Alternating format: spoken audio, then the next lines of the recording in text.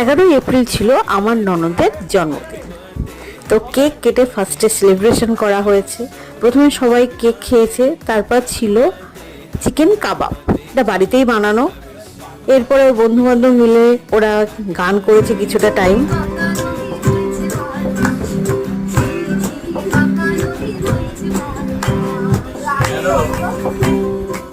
কিছুক্ষণ গান টান হওয়ার পরে আমরা সবাই ডিনারে খেতে বসে গেছিলাম।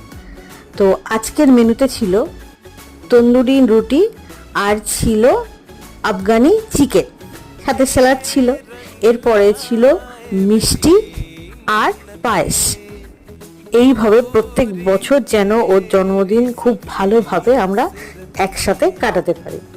তো এই মিনি ব্লগ আপনাদের কেমন লাগলো অবশ্যই আমাকে জানাবেন, আর ভালো লাগলে একটা লাইক করে দেবেন।